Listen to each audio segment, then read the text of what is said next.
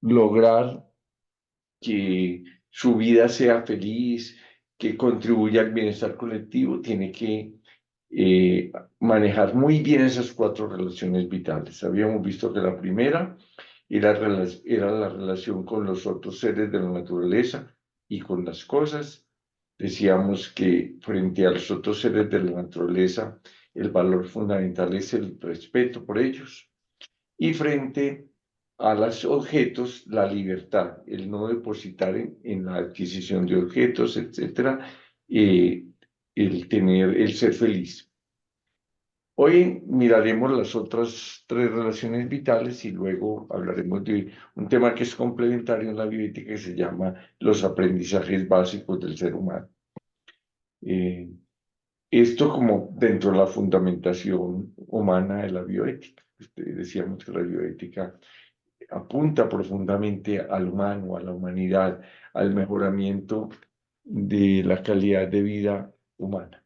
Entonces, la segunda relación vital es con los otros seres humanos y con esos seres humanos organizados en lo que llamamos una sociedad. Los seres humanos, antropológicamente, somos ser con los otros. ¿Qué quiere decir esto? Que dependemos de los otros, no somos autosuficientes, somos incluso más dependientes de los demás, incluso que muchas especies animales. Cuando somos muy pequeños dependemos totalmente de nuestros padres, pero también al llegar a la edad adulta mayor, cuando estamos ya como en esa edad, eh, cuarta edad de la vida, cuarta, eh, también a veces por deterioros físicos, mentales, etcétera, terminamos dependiendo de otros. Pero en toda la vida necesitamos de los otros, ya sea para que los otros nos hagan el alimento, o nos hagan el vestido, o nos construyan la vivienda, etcétera, etcétera. No somos capaces de ser autosuficientes. No podemos vivir entonces sin la ayuda de los demás. Esto implica el aprendizaje de la convivencia, pero entendiendo que ella será en medio de la diversidad. La característica de la vida humana y la característica de los seres humanos es la diversidad. Un día me dice en una conferencia en un hospital, una auxiliar de enfermería, una niña joven, por ahí unos 25 años, me dice, levanta la mano y me dice, me dio la conferencia, ¿a usted no le parece que a mí me toca muy duro en esta institución, en este hospital, en el servicio donde trabajo? No somos sino tres auxiliares. Una es muy neurótica, lo mantiene bravo, se pone brava fácilmente. La otra es muy tímida, habla muy poco. ¿No le parece que es duro trabajar con otras dos personas así? Yo le dije, debe tener sus dificultades, indudablemente, yo no lo puedo negar. Pero le voy a hacer una pregunta, usted me la piensa y me contesta lo que honradamente usted cree. ¿A usted le gustaría trabajar con dos cloncitas? Clones son reproducciones exactas de un organismo. O sea, con otras dos igualitas a usted. La niña se quedó pensando y de pronto me dice, ¿y uno entonces de qué hablaría con ellas? Dije, ya empezaste a descubrir el valor de la diversidad. Cuando tú te relacionas con otros seres humanos que no son iguales a ti, son diferentes. Son iguales en cuanto a seres humanos, en cuanto a dignidad humana, pero los restos son distintos. Encuentras también una ocasión de aprender, de compartir sus experiencias, ven la vida distinto, tienen experiencias distintas en la vida, etcétera. Entonces, enriquece el contacto con ellos. De ahí que tenemos es que aprender a vivir en esa diversidad, como lo vamos a ver más adelante, aprender a tomar incluso decisiones en común. El Dalai Lama decía que cuando comprendemos esta realidad, el que finalmente todo lo que le hacemos a los demás finalmente nos lo estamos haciendo nosotros mismos, porque en la vida todo actúa como un boomerang. Boomerang, lo tiras, es eso que tiene en la mano el del señor de la fotico, la señora, la tira y devuelve, se devuelve. Y él decía, eso que he anotado ahí, en esta vida todo es como el boomerang. Nuestros actos y palabras regresan a nosotros, tarde o temprano, con asombrosa exactitud. Él decía, todo lo que hacemos en relación funciona como una semillita que tiramos, sembramos allí, tiramos allí, y de pronto empezamos a ver que van brotando.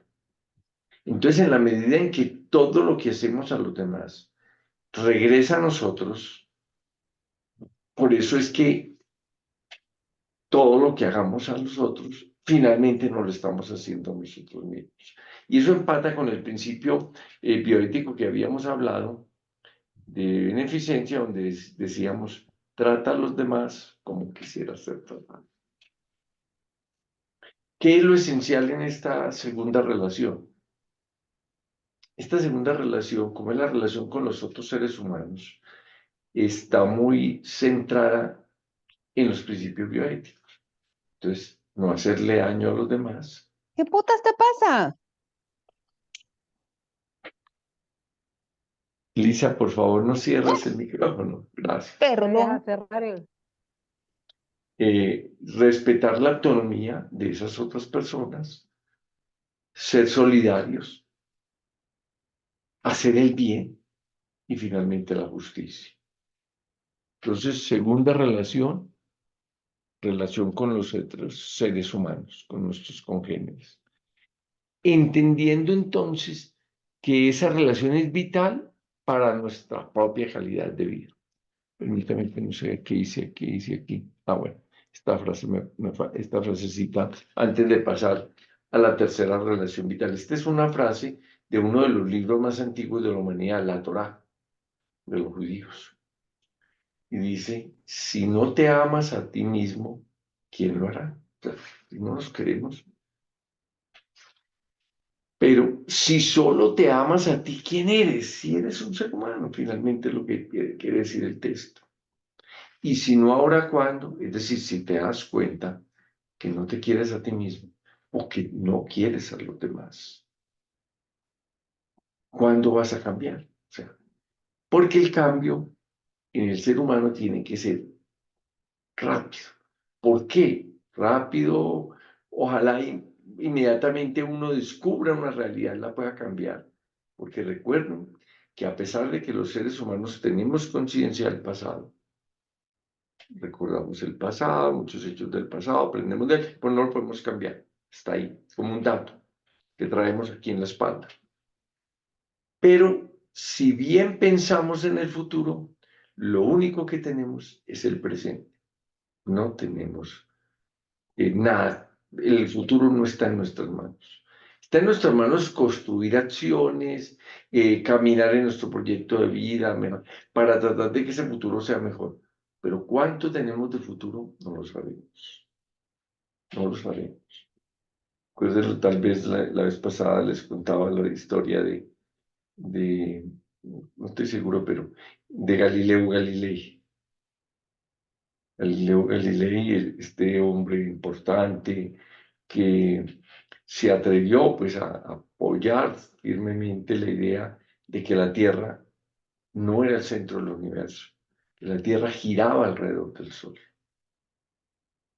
y que casi pues la Inquisición casi lo lleva a, a quemarlo, pues que era lo que pasaba con los que se consideraban que estaban diciendo algo que atentaba contra la religión dominante en ese momento. A este señor un día le estaban celebrando el cumpleaños y entonces alguien le dice, Maestro Galileo, ¿usted cuántos años tiene? Y Galileo muy sabiamente le dijo, no sé cuántos tengo. Entonces le dice la otra persona, pero ¿cómo no sabe? Los que le estamos celebrando hoy. Y dijo, es que los que celebramos hoy ya no los tengo, ya no los tengo. es muy profundo, ya no los tengo, ya me los gasté, decía él. Yo puedo recordarlos, pero no más, pero ya no los tengo. Los únicos que tengo son los que me faltan para vivir, pero los seres humanos no sabemos cuánto nos falta para vivir. Por eso, entonces esa es como su gran conclusión, hay que vivir bien el hoy, porque los años pasados ya los gastamos y los posibles años futuros, como no sabemos cuántos son, tenemos que irlos viviendo como si fuera el último. Una gran enseñanza, realmente. Tercera relación vital es la relación con nosotros mismos, con nuestro propio ser, con el sentido de nuestra vida. Por eso las dos foticos son en una, pues como mirándose en un espejo, una persona y saludándose a sí mismo. En Y las funciones y también el rol que desempeñan los tribunales constitucionales respecto de su Fabiola, por favor, por procesos. favor, no cierras. Eso, gracias. Y en el segundo, mirándose como con su alter ego, o sea, con ese otro igual. Esta es una relación que no es fácil. Por eso los antiguos filósofos griegos, cuando le preguntaban qué es lo más importante, le preguntaban a sus discípulos qué es lo más importante que una persona hace primero, conocerse a sí mismo. Conócete a ti mismo. He ahí el secreto, decían estos sabios filósofos griegos.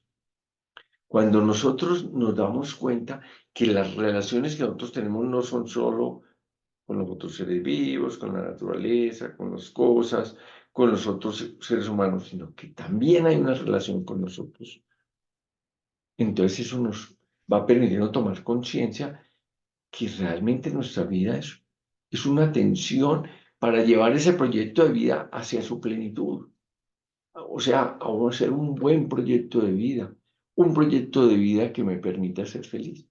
Y por eso tenemos que preguntarnos, muchas veces en la vida, esta pregunta, o dicha de cualquier manera, ¿es así como quiero vivir? Esta es la vida que yo creo que es de calidad y es la que debo vivir. Por eso, pero a veces subimos a esto. A veces uno llega a su casa y no hay nadie, está todo apagado, prende las luces, se sienta en una reclinomática o bueno, en alguna silla y como que siente que en vez de decir, voy a dedicar un ratico a pensar en mi vida, a mirar mi vida, a pensar en la calidad de mi vida para ver qué tengo que hacer para que esa calidad de vida sea cada vez mayor. Porque recuerde que decíamos que el ser humano es ser un proyecto de vida. No estamos ya terminados, siempre estaremos en transformación. Entonces, pero como nos da como miedo esa pregunta, entonces corremos a prender la televisión, el radio, algo que suene, como para que nos distraiga un poco, cuando deberíamos aprovechar esos momentos de estar solos para pensar nuestra propia vida. Eh, esa pregunta por la vida, por la calidad de vida, es importante y es una mirada hacia el interior. Los antiguos faraones Ptolomeos, los Ptolomeos fue una dinastía de los faraones que surgió a partir de cuando murió Alejandro Magno, sus generales se partieron su imperio y a un general llamado Ptolomeo le tocó Egipto. Entonces él creó una dinastía de la cual una de las últimas de esa dinastía fueron la Cleopatra que nos han mencionado aquí en la historia. Estos Ptolomeos tenían una costumbre y era que nombraban como consejeros de ellos a personas ciegas. Un día un militar romano, los romanos siempre estuvieron en relaciones comerciales de todo tipo y también de dominio de Egipto. le pregunta al faraón, ¿ustedes por qué tienen consejeros ciegos? Y el faraón Ptolomeo, uno de los tantos Ptolomeos, le contesta, es que los ciegos, como no ven hacia afuera, ven hacia adentro, se ven en su interior. Y una persona que se ve en su interior se conoce bien y por eso puede ser un buen consejero del faraón. Miren, tiene su sentido esa expresión, tiene su sentido. Elizabeth Kubler-Ross, eh, la apreciada Elizabeth, decía que en su experiencia con pacientes que iban a morir, que algunos de ellos se hacían esa pregunta ahí. Veían como la película de su vida, que iba pasando la película de su vida y se hacían la pregunta. Pero el problema es que era demasiado tarde para la mayor parte de ellos. Y que algunos le pedían como ese favor, doctora, no me deje morir, ayúdeme a vivir un poco más, yo quiero cambiar la forma como he vivido. Yo quiero reconciliarme con mi esposo, con mi esposa, ser mejor con mis hijos, no sé, ser mejor. O sea, yo quiero hacer otras cosas porque siento que la vida se me fue y hoy que estoy haciendo el balance, no estoy satisfecho. Por eso subrayé esa parte que es tomada de ella, no textualmente, pues me lo puse 5 millas. A menudo comprendemos demasiado tarde lo que es realmente importante. Esa intranquilidad, esa pregunta, ese deseo de tener una vida de calidad, de vivir bien, de ser feliz, eh, está arraigada en lo más profundo del ser humano.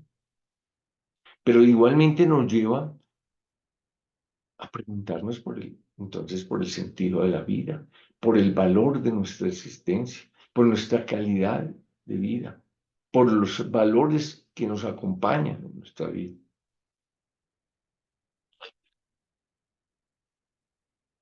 Albert Camus era un filósofo existencialista francés. Decía, perder la vida es poca cosa y no faltaría valor si fuera necesario. Pero ver cómo desaparece el sentido de la vida, la razón de la existencia es insoportable. No se puede vivir sin razón. Víctor Frank, se lo mencioné en algún momento, este famoso psiquiatra austríaco que está en campos de concentración, que desarrolló una técnica nueva en tratamiento psiquiátrico llamada logoterapia y que se centró fundamentalmente en el estudio del sentido de la vida. Por eso él tiene varios libros, pero dos muy importantes para mi concepto. Uno que llama El hombre en busca de sentido y otro que llama El hombre en busca del sentido último, la pregunta por la trascendencia. Estaba en esta misma línea. Por eso cuando le preguntan a Fran, ¿por qué será que la gente, los jóvenes en Suecia tiene la tasa de suicidio más alta del mundo, o una de las más altas, porque a veces pasa al segundo y tercer lugar, etcétera, pero son unos países con tasas de suicidio, cuando tienen todo, vivienda, salud, educación, etcétera. Y Víctor Frank decía, lo que pasa es que muchos de los jóvenes suecos no alcanzan a encontrarle sentido a la vida. Cuando no se le encuentra el sentido de la vida, se vuelve muy duro sobrellevar, se vuelve una carga muy dura de sobrellevarla, muy difícil. Y por eso algunos de esos jóvenes se van a la África, se van al sudeste asiático, países, a prestar un servicio para encontrar en ese servicio el sentido de la vida, para sentir que lo que hacen vale, tiene valor, sirve a otros y le sirve a uno. ¿Qué es lo esencial en esta tercera relación vital, la relación con nosotros mismos? Lo esencial es tomar conciencia de sí mismo. Tomamos conciencia, ¿quién soy yo? Nos conocemos, nos miramos hacia adentro nos exploramos en nuestro interior. Y entonces de allí sale ese propósito de quiero ser feliz, quiero tener un buen proyecto de vida, quiero luchar por ese proyecto de vida. Y entonces sale la decisión de comprometerse con una vida de calidad. Vamos para la última relación vital. La cuarta relación vital es la relación con el absoluto, con Dios, con la trascendencia. Los seres humanos tenemos, buscamos trascender de dos formas. Una, hay una trascendencia que llamamos inmanente. Inmanente es acá, en esta vida, la que vivimos hoy. ¿Y de qué se trata la trascendencia inmanente? Dicho en unas palabras muy sencillas, de dejar huella, y una huella positiva. ¿Dónde? Todos los lugares donde pasemos, dejar huella. En la empresa, en el hospital, en la institución donde trabajemos, dejar huella. Y dejar huella implica que el día que nos retiramos, hacemos falta, nos recuerdan, nos aprecian, recuerdan los aportes que dimos. Eso es dejar huella. Cuando uno pasa y a nadie le preocupa que uno se retire, nadie lamenta que uno esté, algo pasó. El dejar, el trascender en nuestra realidad es dejar huella en esos espacios donde nosotros estemos, en cualquiera de esos espacios. Pero hay otra trascendencia que es la que acompaña el final de la vida. Es esa trascendencia que tiene que ver encontrarnos en la eternidad con Dios, cualquiera que sea nuestra visión de Dios. Y entonces nosotros, como fruto de una vida plena, de una vida con mayor calidad cada día, nos vamos encontrando que llegará un momento en que tiene sentido ese trascender. Alguna vez, hace muchos años, tuve la oportunidad de escuchar a Elizabeth Kubler-Ross en una conferencia y de conocerla. Conocerla es verla, estar un poquito cerca, saludar, pero no más, pues porque no era conocido de ella ni nada. Y fue mi único contacto con ella, digamos, directo, porque después fue a través de sus libros y sus escritos. Ella dio una conferencia sobre la muerte, el sentido de la muerte. Y uno veía cómo, al explicar ella la muerte y eso, lo hacía de una manera muy tranquila, sin preocuparse, pues, como por... Entonces, como a nosotros, los occidentales, los europeos, los latinoamericanos, fundamentalmente, le tenemos miedo a la muerte, a diferencia de los orientales. Los orientales no le tienen miedo a la muerte en términos generales, pues, porque ellos creen en la reencarnación. Entonces, la muerte es simplemente un paso para un nuevo ciclo. Lo que les preocupa, eso sí, les preocupa es, tengo que vivir una vida de calidad hoy para que la siguiente sea mejor todavía, y así es un proceso de ascenso permanente. Entonces le pregunté, doctora Elizabeth, yo la veo a usted que habla de la muerte con mucha tranquilidad, no tiene temor a la muerte, la ve como algo no solo normal, sino que no genera temor ni nada. ¿Por qué? Me dijo, la respuesta está en que cuando uno conoce qué es la muerte, y yo he tenido la oportunidad de estar cerca, no solo con mis pacientes, sino aún en mi vida, ella tuvo algún accidente cerebrovascular, etc. Uno conoce la muerte y ya no le tiene temor, porque la muerte es, y por eso puse esa fotico abajo, lo que le pasa, similar a lo que le pasa a la mariposa. La mariposa está metida en su capucho, ahí está encerrada, amarrada, digamos. Y de pronto ella va saliendo, va saliendo, va saliendo, hasta que suelta el capucho y vuela libre, vuela libre. La muerte de nosotros es eso. Este es el capullo, decía ella, este cuerpo es el capullo. Y ahí nos pasamos. en Él, nuestro espíritu pasa en Él toda la vida. Pero llega un momento en que ya ese capullo pesa, ya tiene muchas dificultades. El espíritu decide soltar, dejar y volar libre. Cuando morimos, morir es volar libre en la eternidad, al encuentro de Dios. Y ella, pues, creía profundamente en Dios, ¿cierto? Miren ustedes, entonces, esa relación con Dios es una relación, Dios, el absoluto, como lo queramos llamar, es una relación muy importante. Y el tener claridad de cómo concebimos nosotros a ese Dios, cómo concebimos esa nueva vida después de la muerte, es muy importante. Ustedes que eh, trabajan o van a trabajar con pacientes muy enfermos, moribundos, pacientes que van a morir, etc., es importante que les ayuden a entender la muerte. No a luchar contra ella, sino a entenderla como una realidad que cierra un ciclo de la vida, pero que nos abre otro ciclo. Cuando los seres humanos avanzamos en ese proyecto de vida con calidad, nos vamos encontrando con la felicidad, pero no al final, sino nos vamos encontrando, la vamos viviendo y nos abrimos a ese absoluto.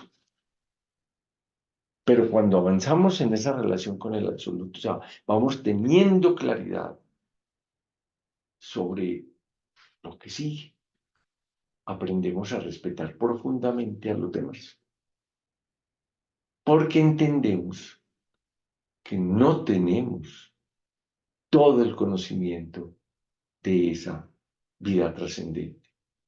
Y por eso, humildemente, nos tenemos que acercar a los otros.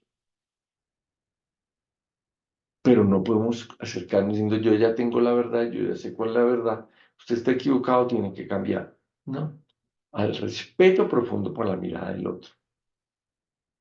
Puse dos frasecitas que me parecen, trate una de Tagore, nos acercamos a los más grandes cuando somos grandes en humildad.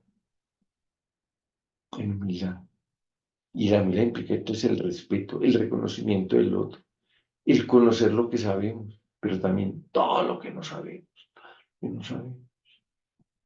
Platón decía, el sabio es humilde, porque tiene conciencia de lo poco que sabe y de lo mucho que no sabe y que no alcanzará a saber.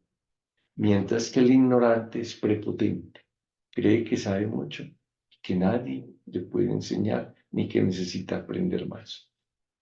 La siguiente frase es de Gandhi, también una frase muy linda. Vive más sencillamente para que otros puedan sencillamente vivir. También tiene ese concepto de respeto por el otro y de permitir al otro tener otras visiones. Y entonces, cuando uno avanza en esta relación, entiende que lo que llamamos la verdad es un deber ser. El conocimiento de Dios es muy limitado y a Él se llega no por un solo camino, por muchos caminos. Lo importante es tener abierto la mente y el corazón. Un día tuve la oportunidad de escucharle, me invitaron a una conferencia del Dalai Lama. Eh, Era una conferencia sobre la compasión, muy bonita, que es uno de sus grandes temas. Pero también importante que al final podíamos hacer algunas preguntas. Entonces, yo me atreví a hacer una pensando que yo sabía la respuesta, no fui sencillo y humilde, sino que yo creía que era tener la respuesta. Pero se la hice como para su santidad. Ese es el título que le dan a la Dalai Lama. El budismo es la religión verdadera. Yo pues en mi mente decía, me va a decir, claro, esa es la verdadera, pues por eso yo soy budista. Y además él es como es un símil, como el papa de los budistas, sobre todo de un gran grupo de budistas, los que van del norte de la India, el Tíbet, toda esa Himalaya, una parte de la China, los que todavía son religiosos. Lo primero que me dice, claro, sí. Y si usted quiere salvarse, etcétera, de convertirse a budista. No, se quedó mirando profundamente. Me miraba como a los ojos, yo sentía como que penetraba, como que un poco me esculcaba en el interior. Y de pronto me dice, el budismo no es la religión verdadera. Y ahí sí, el que dice, yo así abrí los ojos fui yo. Y él me dejó como pensando y enseguida me dice, es el budismo el que nos permite a muchos seres humanos vivir en paz con nosotros mismos, vivir en paz con la naturaleza, contribuir al bien común, ser feliz e ir avanzando en nuestra reencarnación. Y eso tiene valor para muchos seres humanos. Y ahí me dijo, en la India, Nepal, Bután, en todas estas regiones del Himalaya, etc. Pero en otras partes del mundo es el cristianismo, y en otras es el islamismo, y en otras me mencionó dos otras religiones más. Lo importante es que uno esté abierto para recibir ese mensaje, lo acepte, pero entienda que el del otro tiene también su valor. Y yo solo he llegado a una parte de la mirada de la verdad. La verdad es tan grande que no somos capaces de ir. Y otra anécdota con el Dalai Lama, no vi allá. El Dalai Lama era muy amigo de Desmond Tutu. Desmond Tutu fue un arzobispo anglicano de Sudáfrica que apoyó mucho a Nelson Mandela. Hombre muy interesante, muy bueno y, digamos, muy comprometido con la causa de la igualdad de los seres humanos. Él se hizo muy amigo del Dalai Lama. Y en un momento en la vida, hace unos pocos años, dijo, voy a cumplir 80 años. Yo quiero ir a celebrar con mi amigo el Dalai Lama los 80 años. El Dalai Lama también cumplía 80 años, pues en otra fecha del año, pero cumplía 80 años en un año. Entonces se va a donde el Dalai Lama vive, es hacia el norte de la India. Pero veré que le expulsaron del Tíbet los comunistas chinos. Entonces, una parte de la celebración es un conversatorio entre el Dalai Lama y Desmond Tutu sobre muchas cosas de la vida, la felicidad, etcétera, que está publicado hoy en un libro. En un momento le dice Desmond Tutu al Dalai Lama, Dalai, estamos viejos, cumplimos 80, yo creo que pronto iremos a morir, pronto moriremos. Y entonces, ¿qué va a pasar? Y el Dalai Lama le dice, mire qué tan sabio, tú te irás para tu cielo y yo el día que muera me reencarnaré, pero no te preocupes, en algún momento de ese espacio y tiempo nos volveremos a encontrar. Fíjese que no le dijo, usted tiene que volverse budista para que entonces usted pueda, no, usted es cristiano. Usted cree que su destino es el cielo. Usted se irá para el cielo porque usted es un hombre bueno. Yo soy budista. Para mí lo que sigue es reencarnar y seguir reencarnándome y cada día alcanzando la mayor perfección. Mire qué tan interesante. Entonces son 4 relaciones vitales. Vuelvo y repito, las repito porque es importante. Relación con los otros seres de la naturaleza y con las cosas. Relación con los otros seres humanos. Relación con nosotros mismos y relación con el absoluto, con Dios, con la trascendencia. Partiendo de que debemos ir trascendiendo desde acá, dejando huella, y luego la trascendencia definitiva. Cada ser humano vive expuesto a realizar o a fracasar en sus relaciones vitales, en su proyecto de vida. Cuando lean, o si ya leyeron La Rueda de la Vida, encuentran cómo Elizabeth se encuentra con muchos de esos seres humanos tristes porque no están satisfechos con el proyecto de vida que llevar, con su forma de vivir. Quisieran tener incluso una segunda oportunidad, que a veces la vida no les da.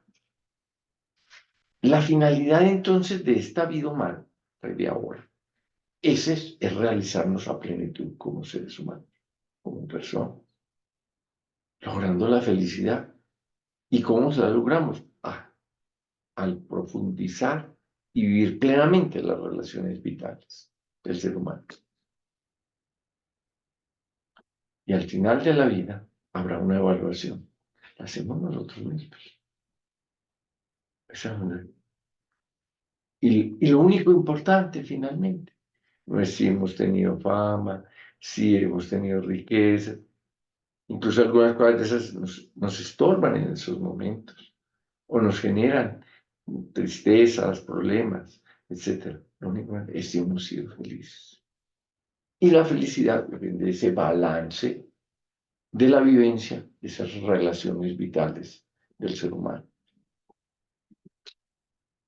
Si el balance es bueno, si cuando empecemos a hacer ese balance, que lo deberíamos estar haciendo permanentemente, haciéndonos la pregunta, haciendo el balance, pero cuando ya estemos haciendo ese último, cuando ya sabemos que vamos a morir, cuando ya estamos cerca de morir y hacemos como nuestros últimos balances, si son positivos, si sentimos que ha valido la pena la vida que hemos tenido, si hemos sentido que hemos sido útiles a los demás, etc., podemos decir como el poeta Pablo Neruda, confieso que viví.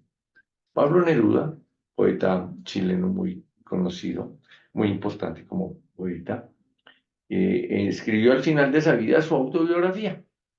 Y 8 días antes de morir, su esposa lo vio ya muy mal.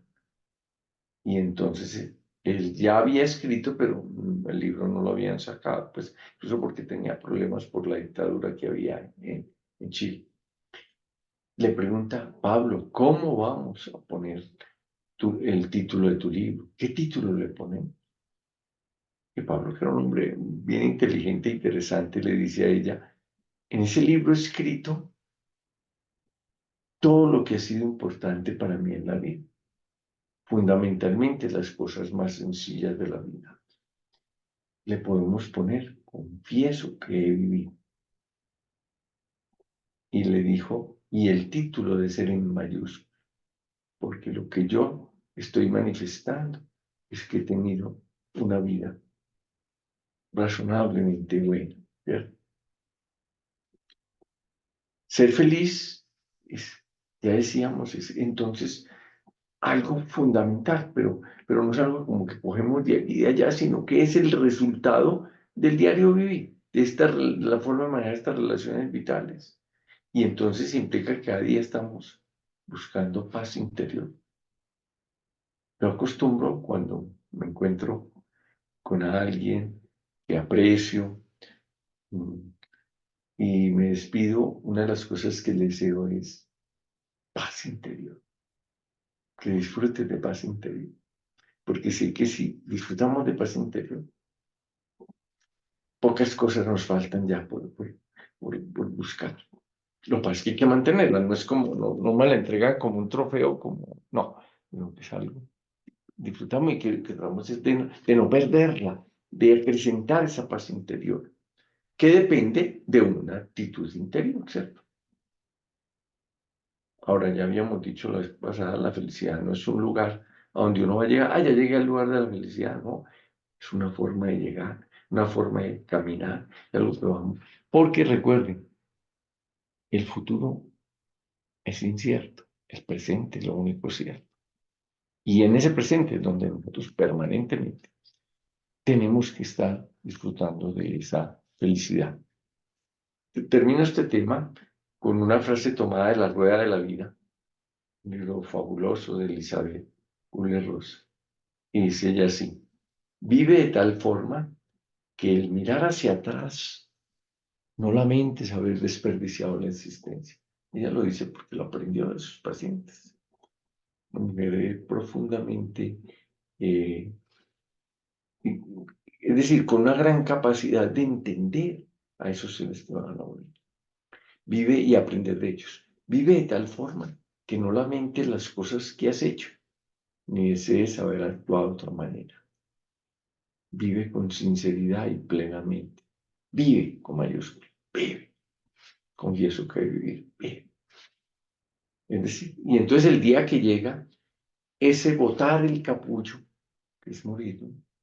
Vamos a volar. Nuestro espíritu va a volar libre, libre, libre como la mariposa. Por eso ella le gusta usar tanto ese símil de la mariposa. Pasamos a un segundo tema del día de hoy, que son los aprendizajes básicos del ser humano.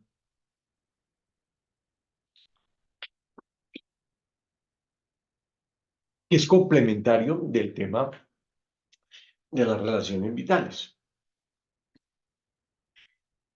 Los aprendizajes básicos apuntan a que en ese proceso de vivir esas relaciones desarrollemos esa capacidad de vivir con calidad, de convivir y de contribuir a la convivencia social. ¿Para qué? Para que cuidemos la vida, la nuestra, la de otros, pero también desarrollemos esa posibilidad de ser feliz. Vamos a mencionar 7 aprendizajes que deberíamos hacer conscientes porque no los traemos con la genética. No es la genética, no es modificando la genética, haciendo el corte del ADN y metiendo allá otros. No. Son decisiones personales. Decisiones personales, son decisiones de vida. ¿Y cuál es el primer aprendizaje? El aparentemente más sencillo, pero la base, que es a su vez la base de la bioética. Pasa que la bioética en sus principios lo plantea no hacer daño, no maleficencia. El aprendizaje es aprender a no hacer daño, aprender a no agredir al cónyuge, porque esa es la base de la convivencia social.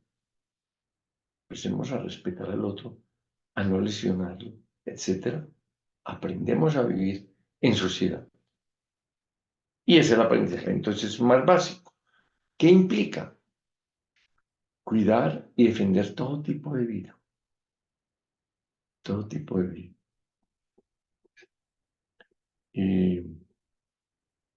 Y a veces nosotros despreciamos vidas porque nos parecen muy simples, muy sencillas. Ningún ser vivo deberíamos hacerle daño. Ningún ser vivo. Ahora, no agredir a otros, o sea, a otros congéneres, seres humanos, pero la agresión no es solo física, hay agresiones psicológicas que hacen daño.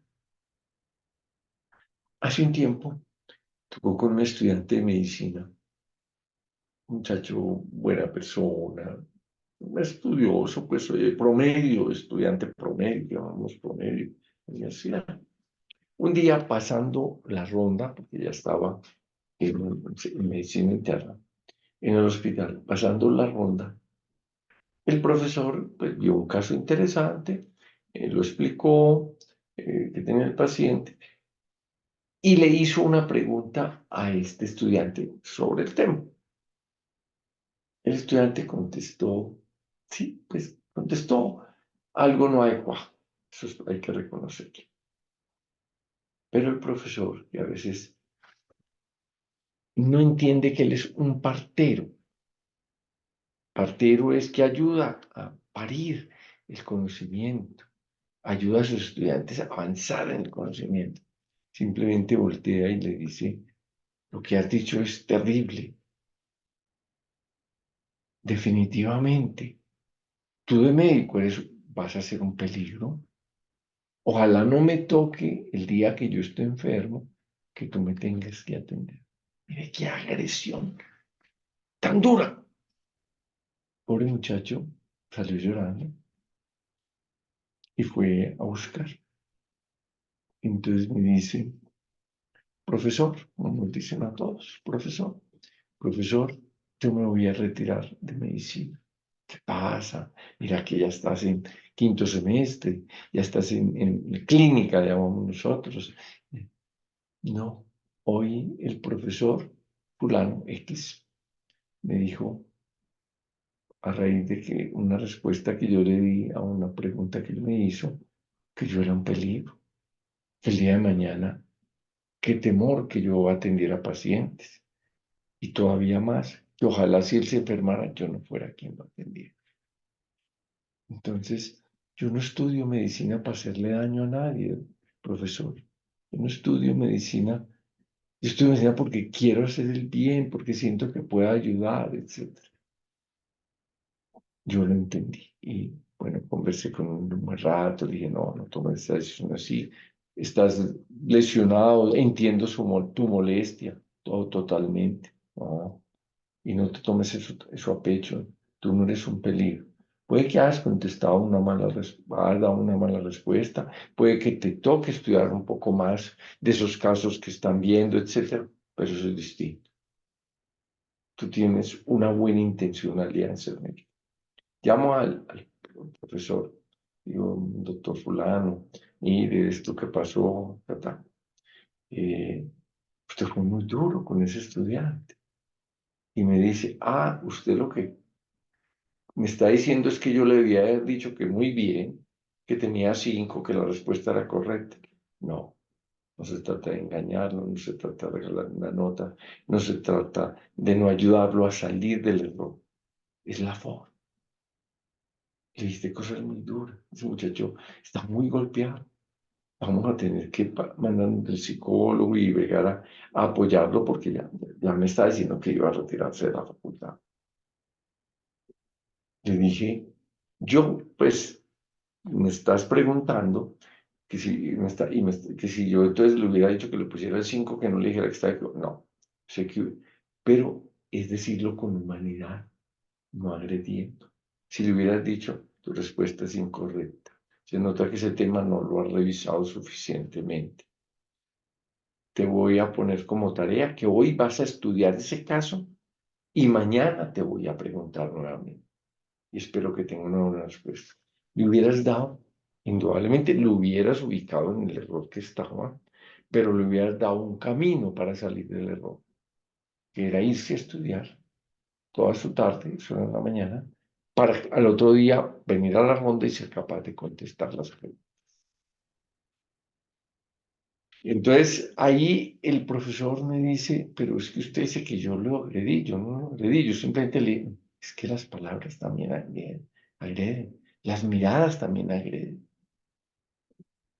Por eso insisto en que eso no es solo físico, sino valorar la vida del otro, distinta a la nuestra, pero también con sus valores.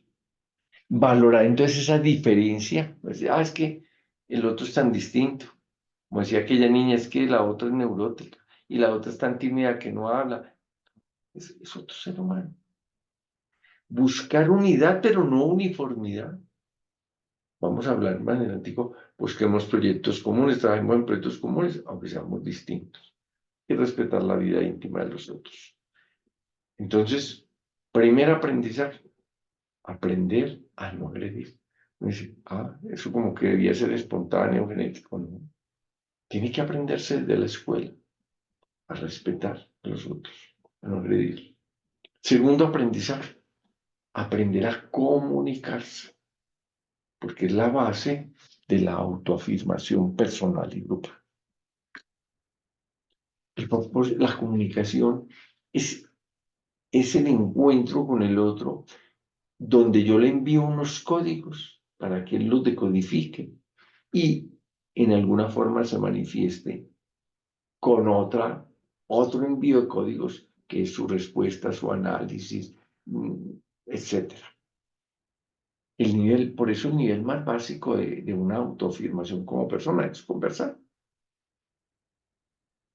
Y hacemos a veces algunos símbolos. Yo les contaba a ustedes la vez pasada lo del colega que compró el carro. Y yo le decía, nosotros teníamos la costumbre de decirnos, nos tomamos el cafecito. Tomarse el cafecito no era el café como por sí mismo, Era sentémonos y hablemos, conversemos, compartamos. ¿Qué implica esta relación? La creación y el cuidado de espacios para la conversación social y para la conversación íntima. Son dos espacios distintos. Hay espacios para conversar en grupo sobre temas colectivos, pero otros espacios para conversar algunas cosas que son solo con pocos o con otros suele humanos. En esta conversación implica entonces aprender a comprendernos, a aclararnos, a ser capaz. Y cuando decimos aclararnos, es decir, entonces tú quieres decir esto, te estoy comprendiendo bien, etcétera. Y eso implica que puedo coincidir con el otro o puedo discrepar, pero no lo tengo que agredir. Ya pasé del anterior nivel, no agredir. Y aprender a confrontar los mensajes en igualdad de condiciones, porque el lenguaje funciona dentro de un universo que es simbólico. Aquí les cuento una anécdota muy sencillita, pero que es de un gran aprendizaje. Un campesinito va al hospital porque siente que tiene ardor al orinar, una molestia urinaria. Le toca consulta con una médica general. Ella pues la interroga, pues esto te explica, lo examina. Finalmente le dice, don Pedro, pues, el señor no se llama Pedro, pero es como por ponerlo, o don XX, como que. Yo creo que usted tiene una infección urinaria, yo le voy a mandar este antibiótico, este medicamento, usted se lo toma de esta forma, tanto al día, por 7 días. Si a los 7 días usted sigue todavía con molestias, viene porque le tendría que hacer un cultivo de orina. Bendiga, bueno, doctora, se llevó su papelito de la fórmula médica, pero salió pensando, pensando, pensando. Y entonces dice, preguntándose qué será eso de un cultivo de orina. Verás que entonces abren como la tierra, echan la orina, le echan un abono y esperan que crezca. ¿Cómo será eso? Y no sé, no estaba tranquilo, entonces, porque la doctora ha dicho, si no sigue con síntomas 7 días, viene para hacerle un cultivo de orina. Entonces se va al laboratorio a preguntar qué es eso. Cuando llega al laboratorio, lo saluda la niña de información. ¿Qué le puedo servir? Ay, señorita, es que venía a preguntarle de un examen, pero es que no me he podido acordar, déjeme yo me acuerdo. Entonces se sienta un momento y de pronto dice, ya me acordé, señorita, hágame un favor, explíqueme qué es una cosecha de orina. Miren ustedes, la médica dijo cultivo de orina. En la mente de la médica apareció una cajita de Petri, que así se llama, que tiene una cosa que se llama agar, donde echan orina para ver si crecen gérmenes. Eso es un cultivo de orina. Pero en la mente del Señor no podía aparecer eso. ¿Qué apareció? Su cosecha. Cosecha de maíz, papa, cualquiera de esas. Por eso le pregunta a la niña cómo es una cosecha de orina. ¿Qué falló en esa conversación? Los, los códigos enviados por la médica, que tiene otra cultura, otro nivel, un lenguaje técnico, no pudieron ser interpretados por el paciente que tiene otra cultura, otro lenguaje. Y ella ni siquiera se dio cuenta, pues, o sea, ni siquiera fue, digo, un cultivo que es que la orina le echamos en una cajita para ver si usted tiene una infección o algo así. No lo explico. O sea, no manejó el universo simbólico de los dos, que es distinto. ¿Cuál es el tercer aprendizaje? El aprender a interactuar. No nos hacemos daño, pues no lesionamos al congénere, nos comunicamos y aprendemos a actuar en común. Y esa es la base de los modelos de relación social. ¿Qué implica este? Acercarnos, aprender a acercarnos a otros, a estar con ellos, a interactuar con ellos. aprender a disentir sin romper la convivencia, aprender a vivir la intimidad y la vida social, respetar los derechos humanos. Porque, y estar con otros no es solo estar al lado de, sino realmente en relacionamiento. A veces tú puedes estar incluso con otra persona al lado y te sientes solo, y no hay un relacionamiento. Entonces, el interactuar, o sea, el actuar con otros, que puede tener como elementos esa conversación, pero puede tener otras cosas, como invitarlo a tomar algo, etcétera, etcétera, es un aprendizaje importante, que no lo traemos en nuestra genética. ¿Cuál es el cuarto aprendizaje? Aprender a decidir en grupo. Esa es la base de la política y de la economía. No nos agredimos, nos comunicamos,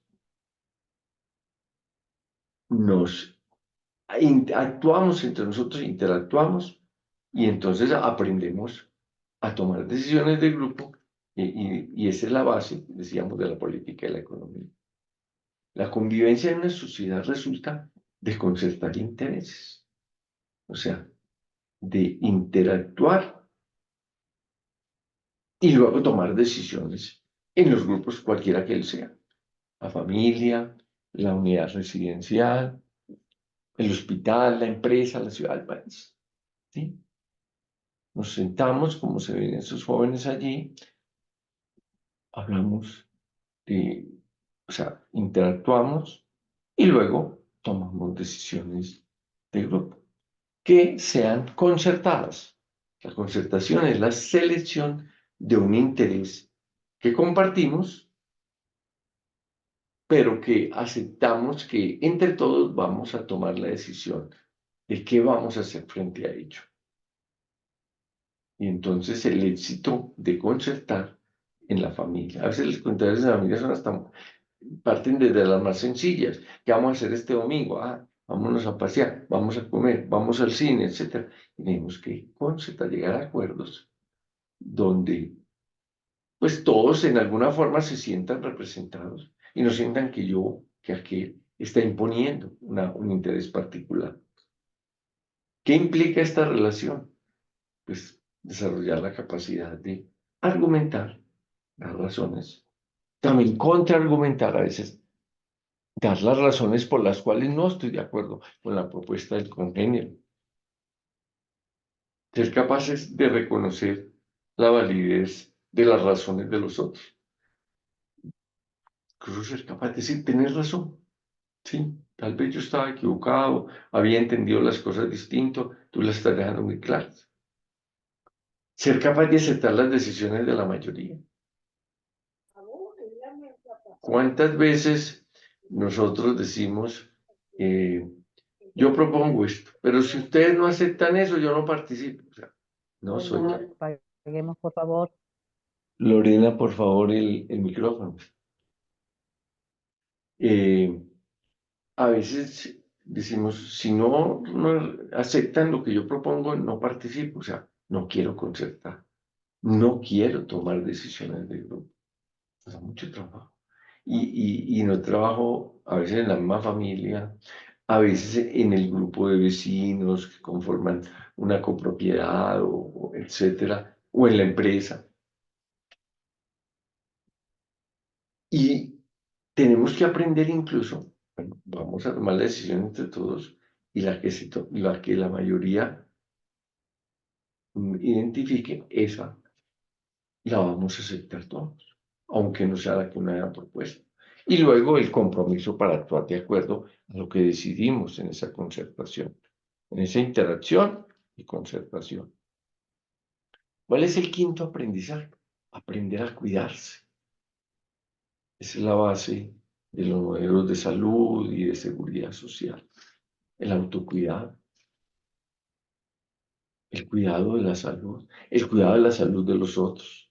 Y ahí entra, por ejemplo, cuando nos vacunamos, estamos siendo responsables con nosotros mismos, estamos siendo responsables con los demás, porque recuerde que estamos incrementando la llamada inmunidad de rebaño para disminuir la probabilidad de pandemias, epidemias, brotes, etc. Esto implica también desarrollar una cultura de cuidado del cuerpo y de las condiciones de vida. Nosotros a veces abusamos de nuestro propio cuerpo. A veces no desarrollamos, digamos, una cultura de cuidar ese cuerpo al lado de ese espíritu para poder tener una vida mucho más plena. ¿Cuál es el sexto aprendizaje? Aprender a cuidar el entorno. Venimos de no herir al congénere, de comunicarnos, de interactuar, de tomar decisiones de grupo, de cuidar la salud. Nuestro aprendizaje es el entorno.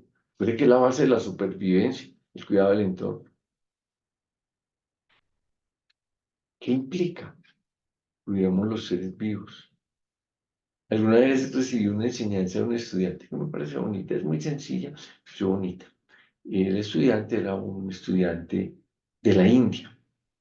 Su papá era un empresario hindú y me había pedido a través de un conocido mío y conocido del Señor, yo no conocía al Señor, que si le recibíamos a su hijo, estudiante de medicina, eh, quería venir a Colombia para practicar un poco el español y al mismo tiempo pues también conocer enfermedades tropicales, otras cosas que no hubiera visto. Bueno, me pareció bien y lo aceptamos en el programa de medicina para que viniera.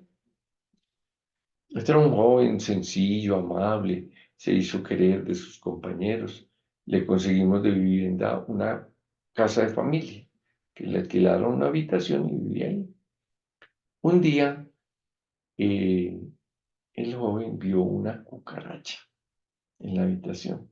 Este era un muchacho de un alto nivel social allá en la India. No había visto cucarachas. Mire qué tan simpático. Entonces grita, se subió a la cama y gritaba como del temor de ver la cucaracha. Y quiso la señora de la casa, lo que normalmente hacen las señoras en las casas, cuando una cucaracha cogió una chancla y se fue a matar la cucaracha. Y entonces él dice, no la mate, no la mate. Y entonces le dice, pero es que tienes miedo y estás gritando, mira que estás en la cama. Sí, me da miedo, yo no conocía ese animal, pero es un ser vivo, él no me está haciendo daño, no lo mates. Imagínese. Y entonces yo después, bueno, me contaron, la señora me llamó a contarme la historia y ella me dijo, mira, ¿qué te pasó? Contame. Entonces me contó la historia y a mí se me ocurrió hacer una pregunta. ¿Qué religión tenés? Pero yo pensé que era derivado de una tradición religiosa. En el fondo sí, pero pues de una religión específica. Y me dijo, yo fui educado en la religión de respetar todos los seres vivos. Esa es mi religión. Respeto todos los seres vivos. Y en lo posible trato de no hacerle daño a los seres vivos. Me dio una enseñanza interesante. Ahí tenemos otros elementos de este cuidado del entorno, cuidar el espacio público, lo que es de todos, no lo deterioremos, no contaminar, etc. Séptimo aprendizaje y último de los que se han planteado como aprendizajes subsecuentes a las relaciones vitales.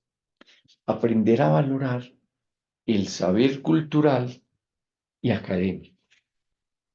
Dos tipos de saberes que vamos a mirar enseguida, porque esa es la base de la evolución de una sociedad y una cultura. ¿Qué es el saber social? Que es el conjunto del saber cultural y el saber académico. Son esos conocimientos, esas destrezas, esos valores, símbolos, ritos, etcétera, que una sociedad acepta, que le sirve a esa sociedad para continuar en la historia ligado a su tradición, pero también proyectarse, convivir, mejorar su calidad de vida, etc. Pero está formado por dos saberes, por eso los dos dibujitos.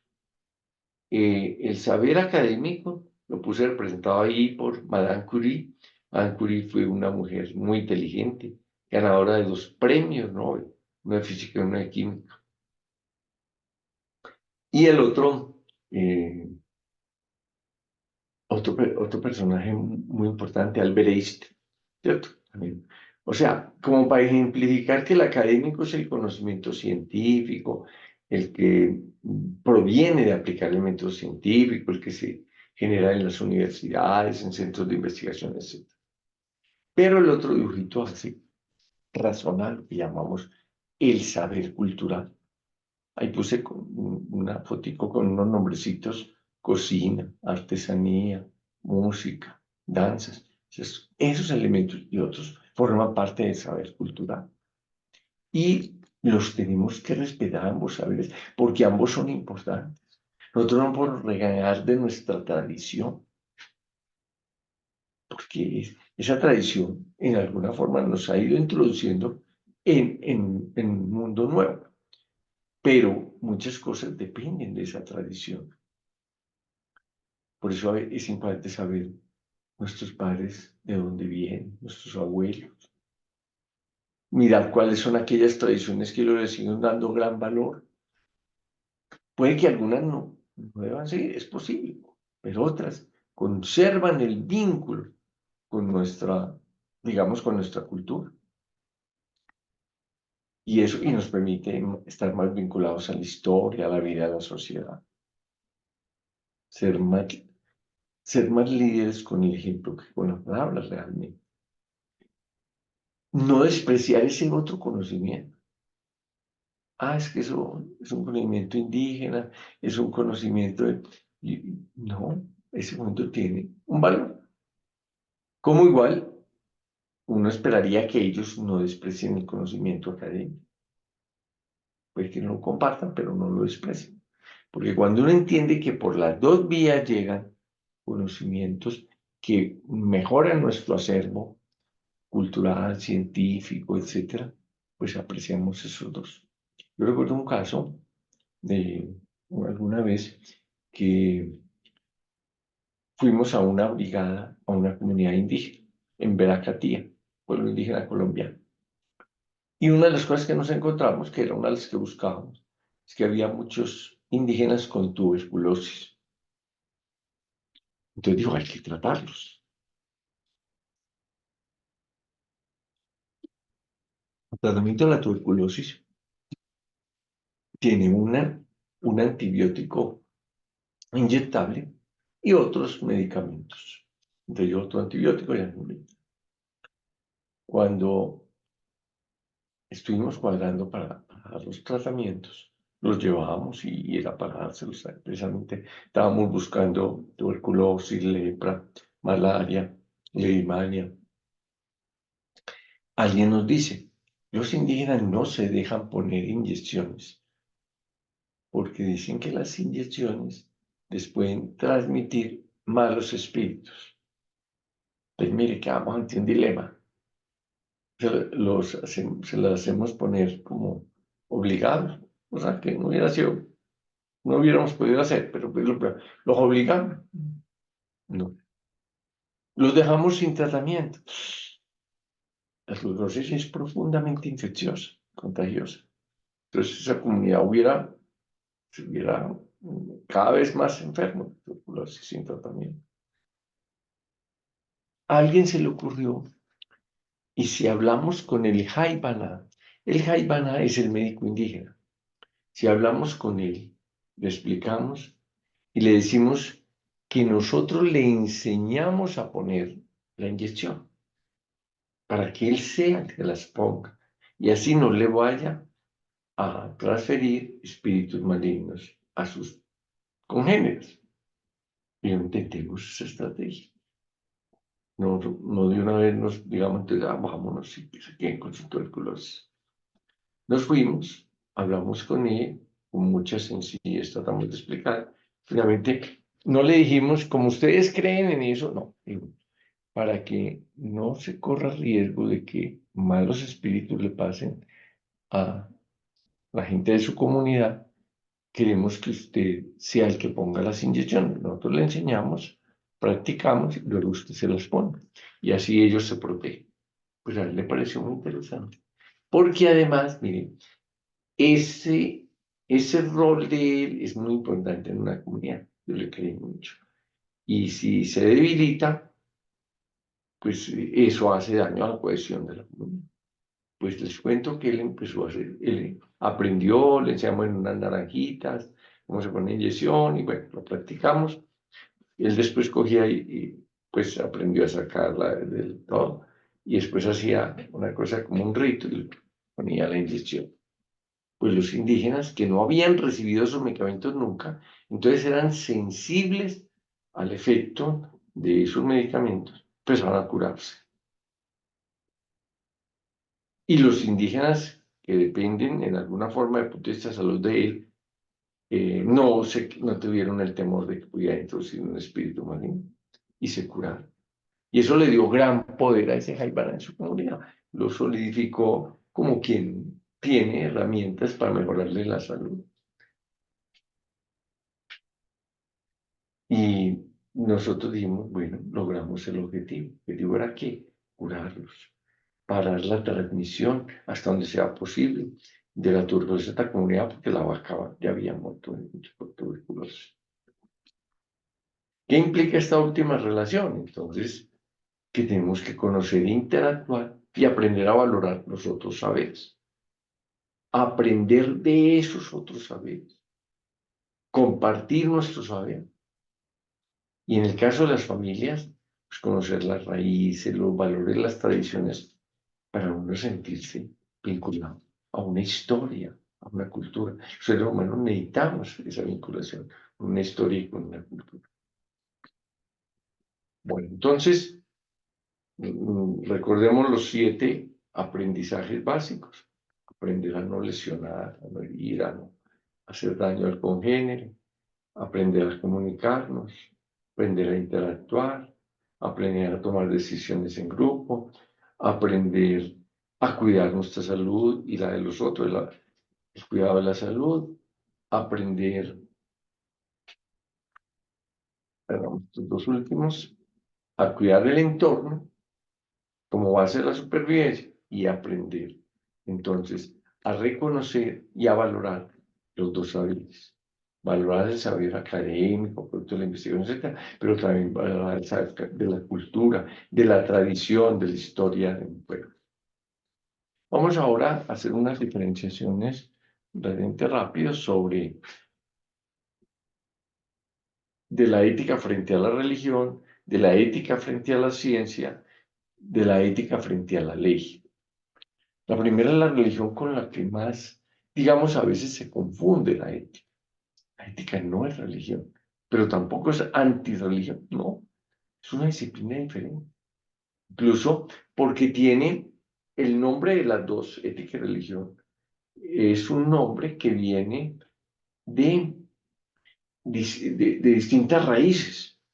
Ética viene del griego, ethos, carácter, espacio vital. La religión viene del latín, religare, ligar fuertemente con un ser superior. Entonces, la religión une a los seres humanos con un ser trascendente, cualquiera que él sea. Mientras que la ética lo que busca es fundamentar un comportamiento que haga posible la vida en comunidad, que haga posible un buen proyecto de vida, que haga posible nuestra felicidad. ¿Son opuestas? No, no, son distintas. Y a veces se pueden complementar en algunos casos. Yo podría decir, mire, es que yo tengo que respetar a mis vecinos, a la gente con la que convivo, porque son seres humanos y tienen una dignidad, merecen mi respeto. Eso lo digo desde la ética. Pero también puedo decir, y además los debo respetar porque son hijos de Dios, porque yo creo que son hijos del mismo Dios. Y de que ahí se complementan. Pero no son diferentes, son diferentes, pero no son opuestos, pero sí son diferentes. Cuando pensamos que son lo mismo, generalmente tratamos de imponer la religión como la ética de la vida.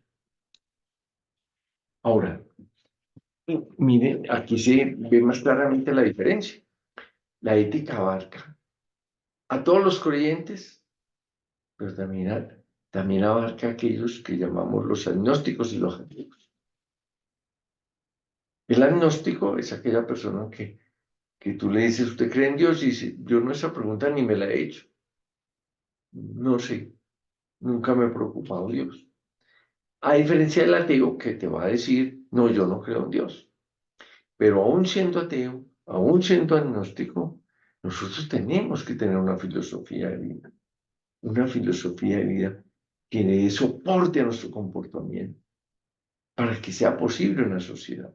Por eso decíamos que cuando hablamos de los antecedentes, que Einstein, que el doctor Potter, etcétera, decían, para que podamos vivir en paz en sociedad, tenemos que aceptar una ética que nos vincule, aunque seamos extraños morales.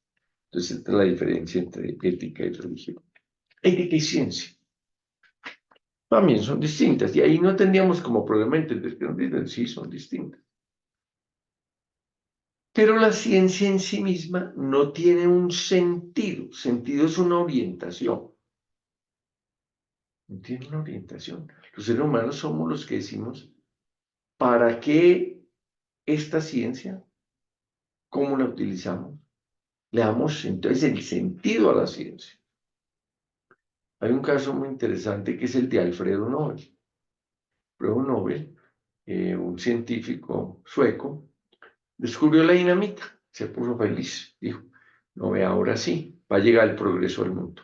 Vamos a poder abrir carreteras, en Europa tienen muchas más carreteras por los Pirineos, por todas las montañas, nosotros también, pues, pero digamos que ya es el problema de su época, el finales del siglo XVIII y principios del XIX, vamos a poder abrir túneles, carreteras, explotar las minas, etc. Y entonces da con mucha alegría conocer su conocimiento al mundo. Pero ¿qué pasó? Que las primeras utilizaciones de la dinamita fueron para la guerra.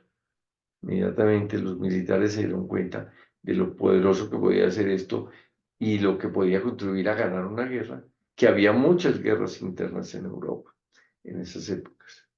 La utilizaron para la guerra y quedó detenido, como por decir, esa utilización para el desarrollo. Nobel sufrió mucho, se deprimió mucho por esto. Incluso en su autobiografía dice, si yo hubiera podido esconder mi descubrimiento, lo había escondido para que nadie lo conociera. Yo lo divulgué porque era bueno para la humanidad. Iba a contribuir al desarrollo del mundo y no a la guerra, a la destrucción del otro. Entonces uno dice, la dinamita es mala. No, ella per se no es buena ni mala. Puesta en una la naturaleza para abrir un túnel, para ayudar a abrir una mina, para abrir un espacio para una carretera.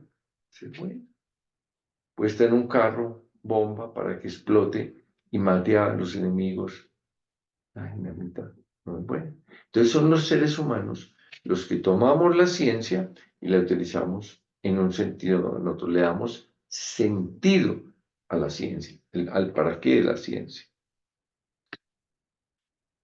Y la tercera es la ética y la ley civil, o sea, la ley. La ley en una sociedad, pues, diríamos, es más adecuada entre más acorde esté con la ética. La ética le da mucha legitimidad a la ley. A Nelson Mandela, que era abogado, entre otras cosas, le dicen, eh, ahí lo llamaban Madiba, Madiba. Entonces tú combates el apartheid y la segregación de los negros por los blancos, porque es ilegal. Y Mandela dice, no, incluso es legal. Fue aprobado en el Parlamento por mayoría, indudablemente que mayoría que era blanca. Yo lo combato porque es antiético, es decir, porque genera discriminación entre los seres humanos, establece jerarquías entre los seres humanos. Una raza es superior que la blanca y otra raza es inferior que la raza negra. Entonces yo lo combato por eso. Y espero que algún día la ley refleje eso. O sea, y eso fue lo que, digamos, buscó y logró finalmente cuando triunfa digamos, su idea de un país multicultural, de un arco iris, así lo llamaba él, donde los negros y los blancos fueran iguales, se pudieran sentar a la mesa, pudieran acceder a los bienes y servicios. Ahora, cuando una ley se contrapone a la ética, los individuos podemos interponer una cosa que llama objeción de conciencia. Hay muchas dificultades, hay sociedades donde no se acepta la objeción de conciencia, pero voy a poner un ejemplo. En algunos países, como Colombia, se ha aprobado el aborto. Entonces las señoras van a un hospital y dicen, yo quiero me aborto porque me violaron, o porque yo no quiero tener este hijo, yo no esperaba tenerlo, etcétera, etcétera, y le hacen el aborto. Pero un médico, una enfermera de un hospital de esos, puede decir, yo tengo objeción de conciencia. ¿Qué quiere decir eso? En mi manera de ver la vida, en mis principios, no está el de hacer aborto. No puedo hacer el aborto. Pero hasta ahí llega.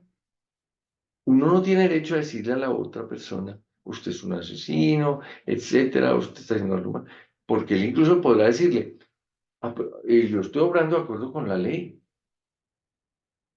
Por eso decimos, la ley no hace algo bueno. Pero, pero las sociedades tienen que tener leyes para poder, digamos, llegar a que tengamos unas reglas de juego. Y por eso la defensa de la objeción de conciencia es esa. Sí, está bien. Entonces, si una persona pide algo que yo no puedo hacer porque no creo que sea correcto, etcétera, la sociedad no me debe obligar a mí a hacerlo. Pero yo tengo que proteger a esa otra persona que cree que está dentro de lo legal y también que cree que es correcto. Y entonces, por ejemplo, en el caso del aborto, pues la envío a otra institución donde se lo puedan hacer. Por ejemplo. Que hay una frase de Séneca muy interesante, dice, lo que la ley no prohíbe, puede prohibirlo la honestidad. O sea, hay cosas que uno dice, así sea legal. Uno va en el carro, tiene esta botellita y se la toma. La ley, por lo menos en Colombia, no dice, no se puede tirar basura por la ventana del carro. Pero eso no quiere decir que yo entonces diga, ya acabé, la voy a tirar. Que yo sé que contamino el medio ambiente, que en la botellita puede parar alguien y se cae. Yo cojo y digo, yo debo guardar la botellita hasta que pueda depositarla en algún lugar. A pesar de que la ley no lo prohíbe. A pesar. Pasamos ahora a lo que llamamos las grandes áreas de trabajo de la bioética.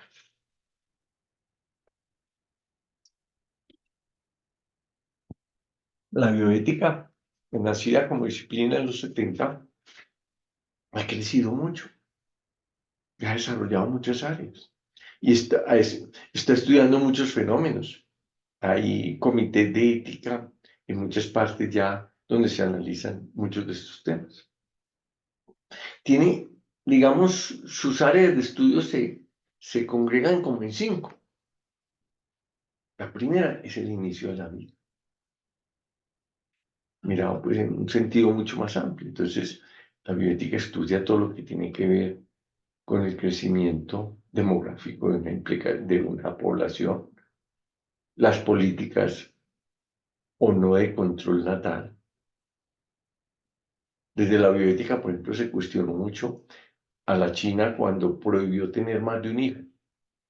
Y entonces dijo que las familias que tuvieran más de un hijo, pues se verían privadas de beneficios sociales, o sea, de salud, de educación, etcétera, que el Estado les da. Eso fue muy cuestionado. ¿Por qué? Pues está limitándose la autonomía de los seres humanos. Hace unos pocos años, tal vez 2, China ya quitó eso porque vio que estaba disminuyendo mucho su natalidad, la población estaba envejeciendo mucho y iba a tener grandes problemas como están teniendo problemas algunos países europeos por baja natalidad. Entonces, la bioética analiza esos temas. Y hubo países incluso que era obligatorio. Si usted tenía 2 hijos y para evitar que tuviera un tercero que se consideraba gravoso para esa sociedad, la mujer tenía que hacerse la ligadura de trompas y el hombre la vasectomía. Entonces, todo ese tema, digamos, de crecimiento demográfico es uno de los grandes temas del inicio de la vida. Pero igualmente aparecen allí problemas relacionados con la generación y la continuidad de la vida, la transferencia de la vida, lo que se llaman los derechos reproductivos de la mujer. Y entonces la relación, interacción o choque con los llamados derechos de los individuos humanos no nacidos. ¿Cuándo se puede considerar un ser humano el producto de una concepción? ¿En qué momento? Que cuando se une el óvulo con el espermatozoide, cuando se tienen las 14 semanas, que ya se tiene corteza cerebral, pues se está desarrollando la corteza cerebral.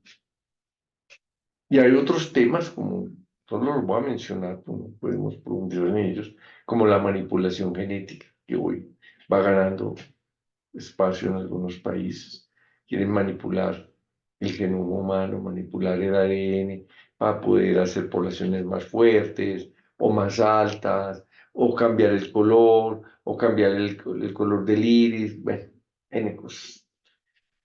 La terapia génica, los tratamientos desde el punto de vista genético para algunos problemas de salud, la clonación, se repetir en serie, los seres vivos, que no solo los seres humanos, hay clonación de animales, no han sido exitosas, indudablemente que no. Recuerden ustedes que la oveja Dolly, que fue la primer ser vivo clonado en el mundo, murió rápidamente por envejecimiento prematuro. Y en ese momento no pudieron explicar qué había pasado, porque se aceleró su envejecimiento. Algo tocaron en el genoma de esta ovejita que produjo ese efecto. El tema de la gestación subrogada en dos modalidades, la que algunos llaman alquiler de vientres,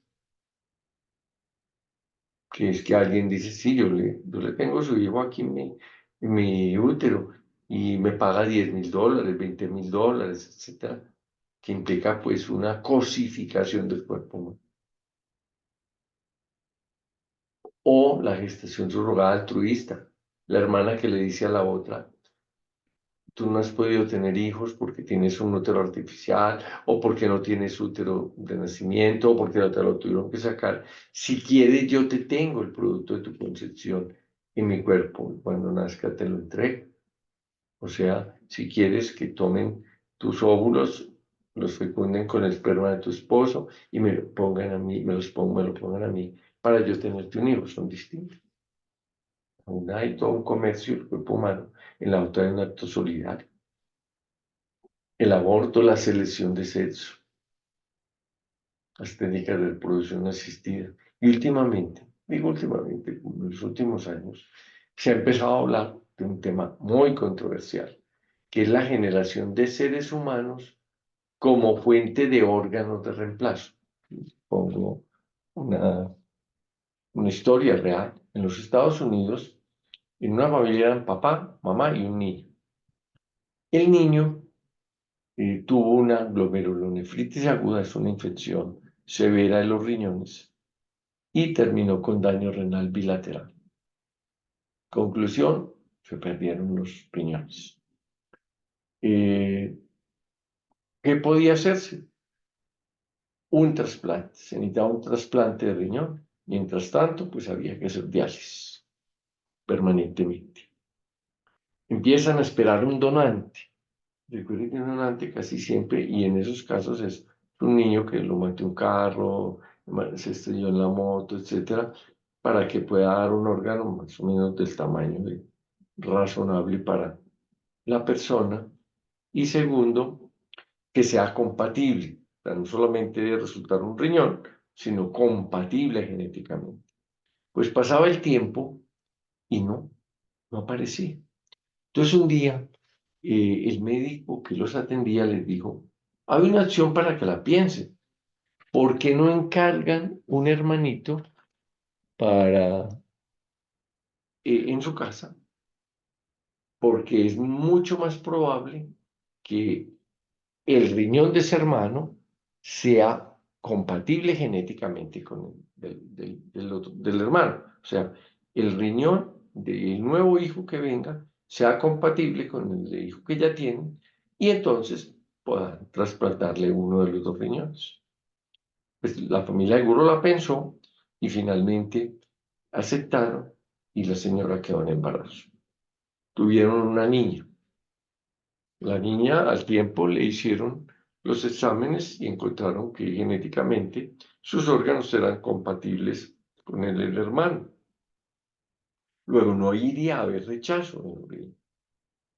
Y cuando fue el momento, le sacan un riñón a la muchachita y se lo ponen al hermanito. Cuando esta niña llega a la adolescencia se da cuenta de toda la historia. Primera historia, que ella no vino a este mundo porque sus padres querían tener una niña o tener otro hijo, digamos, sino porque necesitaban tener otro hijo para poder conseguir un riñón para el hermanito. Entonces reclama, yo no fui una hija deseada, yo no estaba en los planes de mis padres, yo no nací por fruto del amor, fue fruto de la necesidad de mi hermano que necesitaba un riñón y que no se había podido conseguir y la posibilidad que fuera yo. Pero adicional, dice, y ni siquiera me pidieron permiso, que porque era una menor de edad, me quitaron mi riñón, uno, y se lo pasaron a mi hermano. Esa después, unos abogados, en nombre de ella, demandaron a los padres. Porque pues se violó, por un lado, no por haberla tenido, no, pues muy complejo demostrar que, pues, que no había amor, etc. Pero por haber obtenido ese órgano sin que ella hubiera dado al menos su asentimiento, aunque el conjunto fuera de los padres. Ese es el tema que hoy está en gran cuestión. Si podemos entonces decir, ya no queríamos tener más hijos, vamos a tener otro, porque lo necesitamos para tomar parte de un hígado, para tomar un riñón, para otros los hijos. Mire que es una cosa compleja. Segunda área, la vida social y la distribución de los recursos. Pues todos los temas relacionados con derechos humanos, con calidad de vida, con bienes y servicios que la sociedad le da a los ciudadanos, entonces el tema de la pobreza, la exclusión social, el valor que se le da en una sociedad y la asignación de fondos para salud y educación, todo el tema de minorías, que hoy usted sabe que ha ido ganando mucho espacio, el de las minorías étnicas, el de la diversidad cultural, diversidad sexual, el respeto por todas esas diversidades, hoy ocupan un lugar muy importante en las discusiones y aportes de la ética.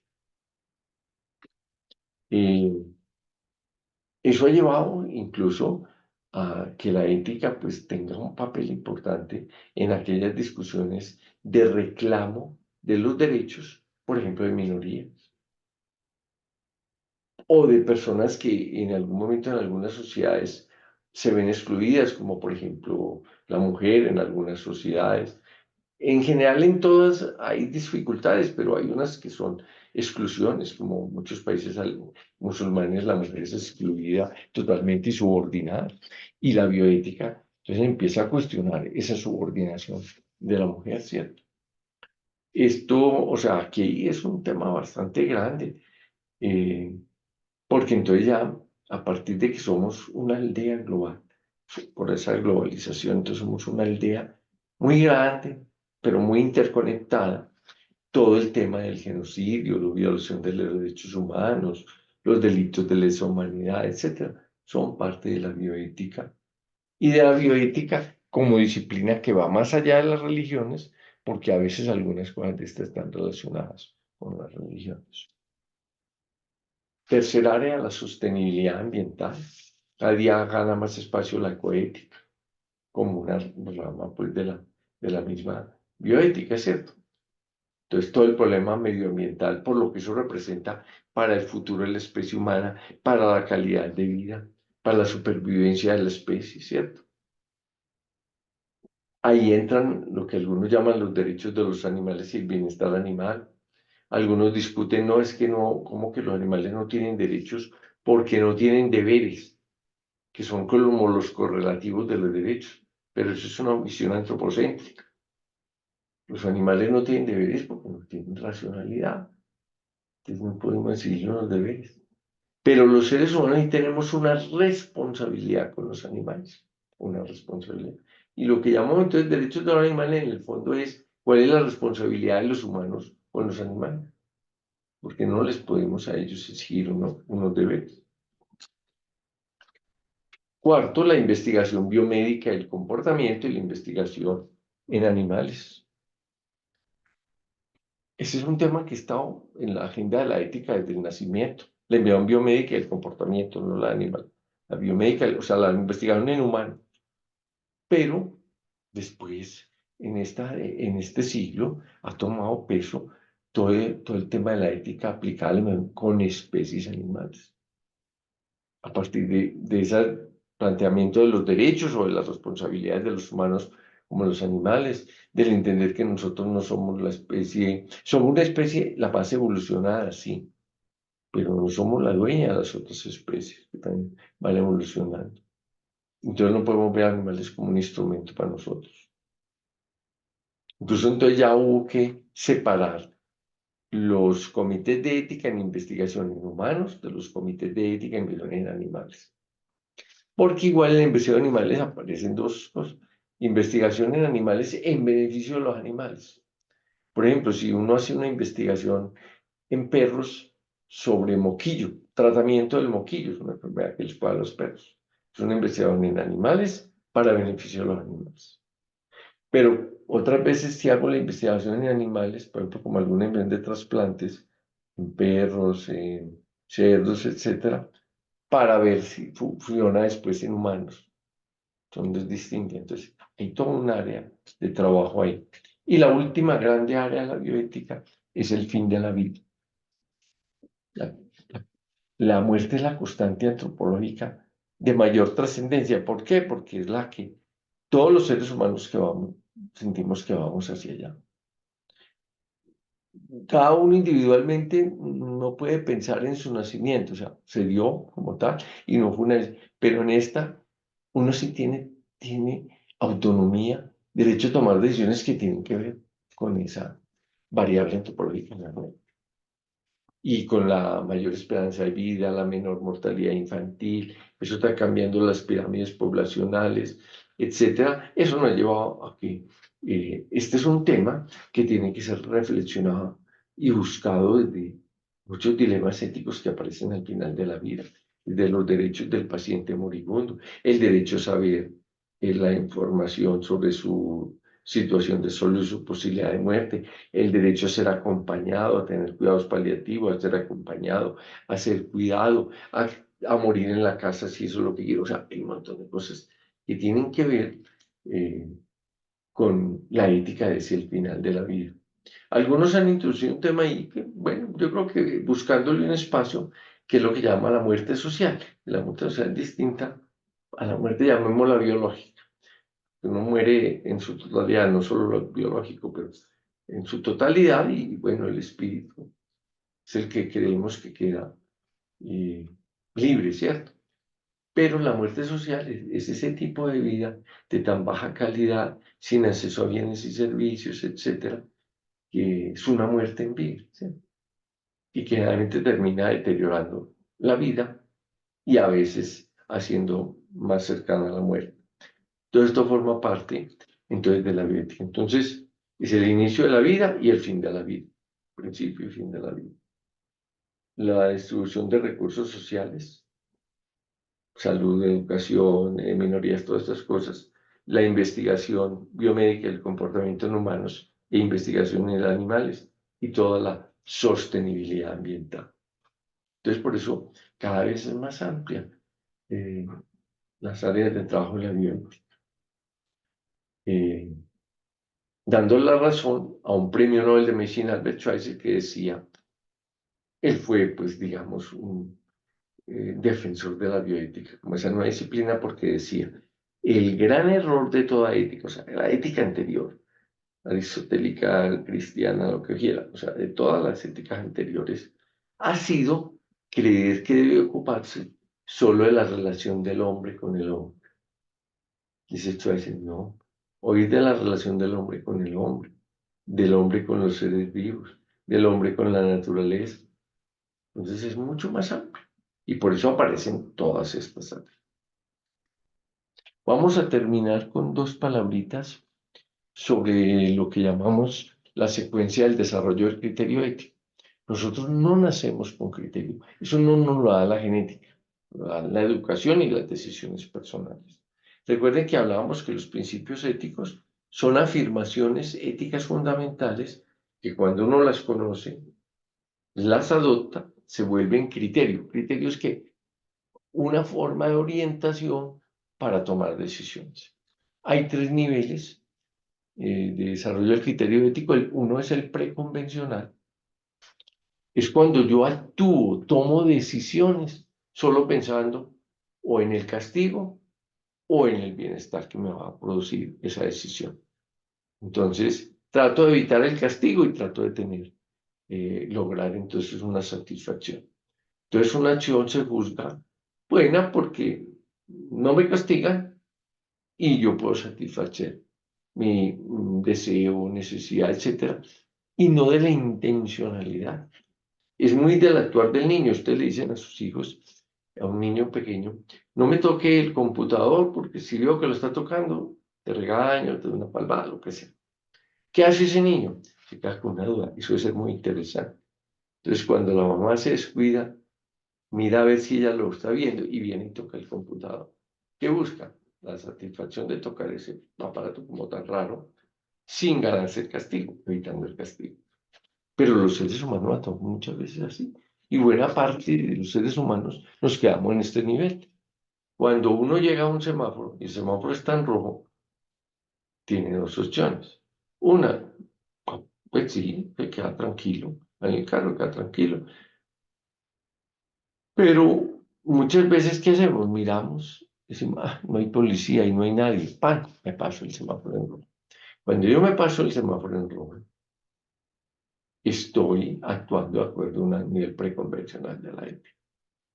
Como una señora, que resumo la historia por tiempo, una señora que iba a recoger a su niño a la guardería, llegó al semáforo, que está un semáforo cerca o en el camino, lo vio en rojo, ella dice que ella miró y no había nadie en la calle.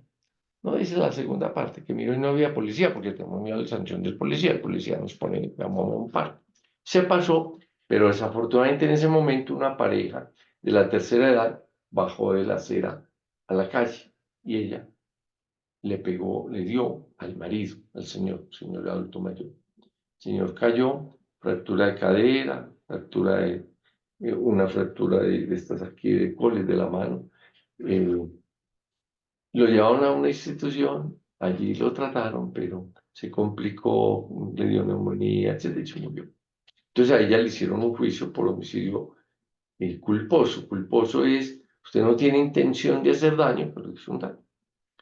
Yo me tocó de jurado de conciencia, que es una figura que se usa a veces para algunos juicios.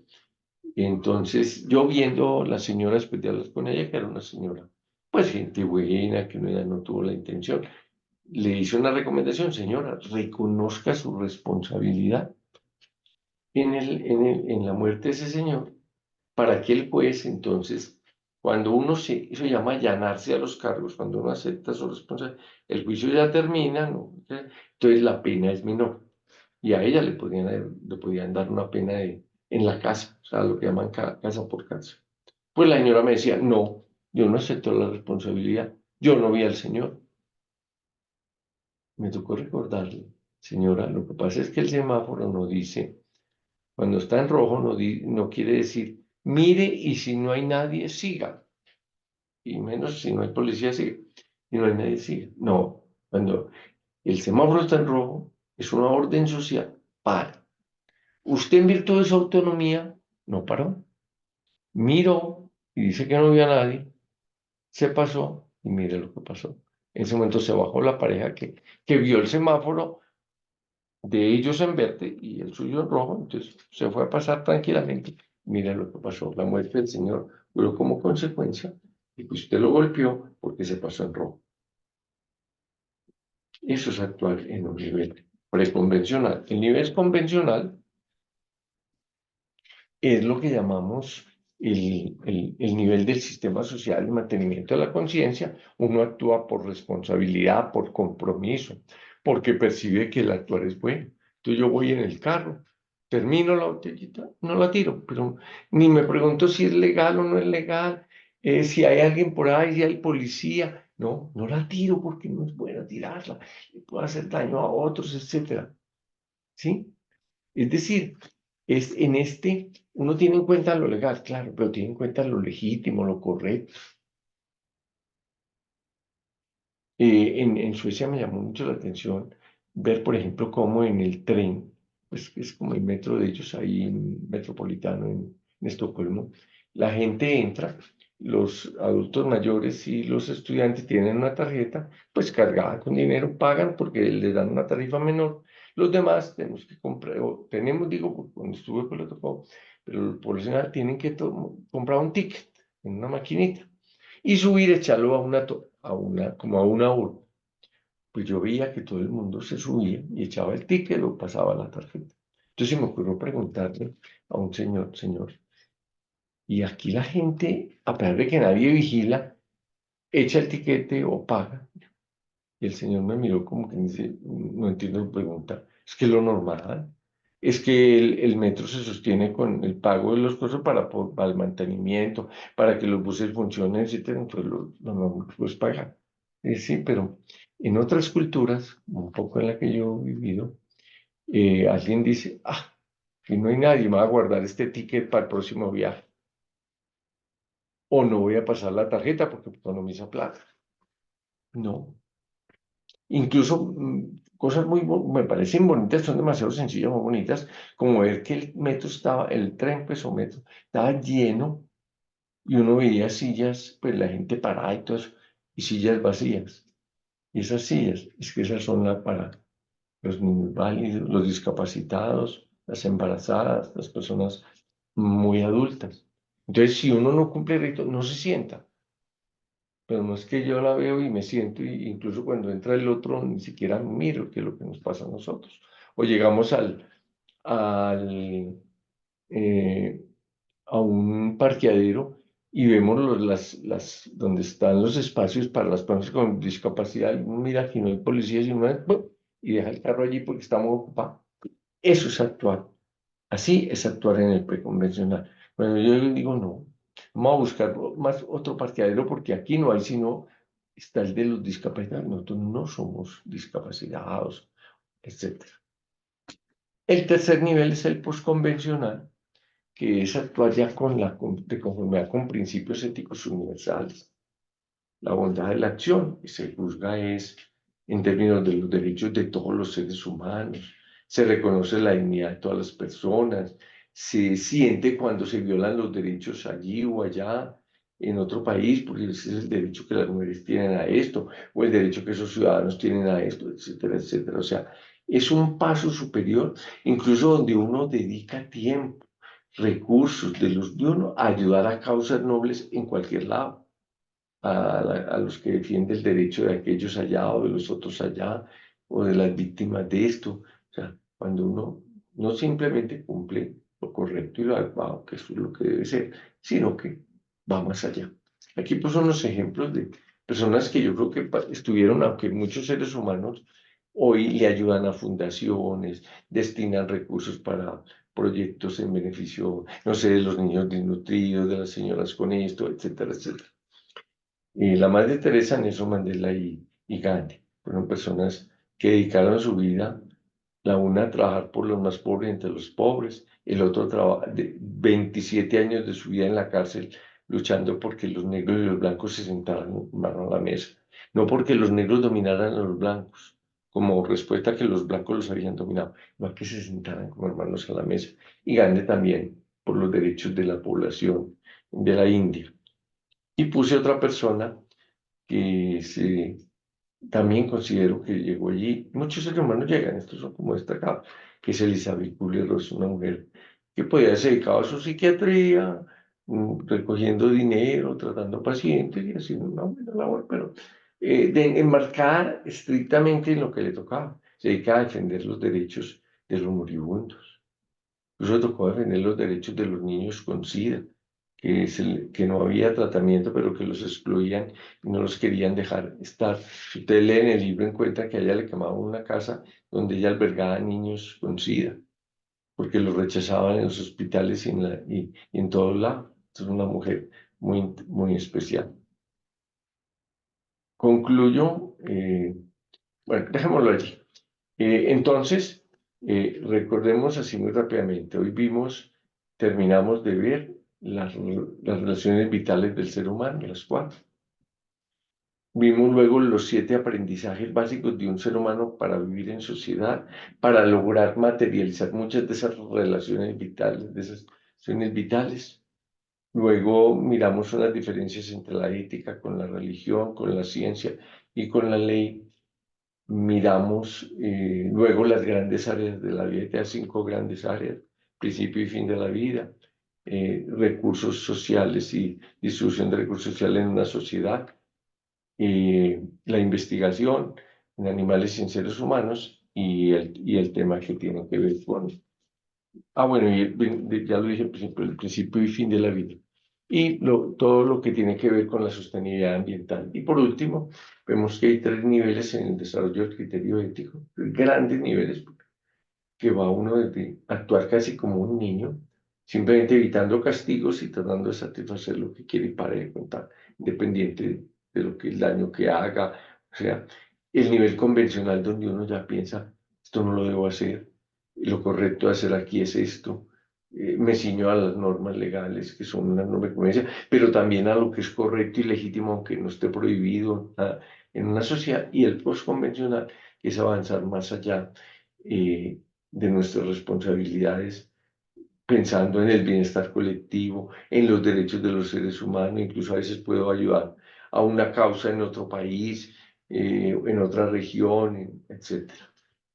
Muy bien, con esto terminamos la clase del día de hoy. Nos queda la próxima vez. La próxima vez vamos a empezar con la eutanasia, con ese dilema ético que es hoy en el mundo la eutanasia. Y si nos da al final un tiempito, algunos elementos relacionados con la humanización, en especial la humanización de la salud. Les deseo un buen fin de semana y espero verlos pues dentro de 8 días. Que estén muy bien y gracias por asistir. Muchas gracias, Buenas doctor. noches. Gracias, doctor. Mucho Buenas gusto. noches. Doctor, por tan bonita clase. Buenas Muchas noches, gracias. Gracias, que estén muy bien. Un gusto Gracias. estar con ustedes. Hasta Muchas gracias, luego. doctor, muy amable. Con mucho Hasta gusto. la Una otra feliz semana. noche y Buenas que pasen un buen noches. fin de semana. Muchas Igualmente, gracias, gracias. igualmente. Feliz noche, compañeros. Buenas noches. Feliz noche.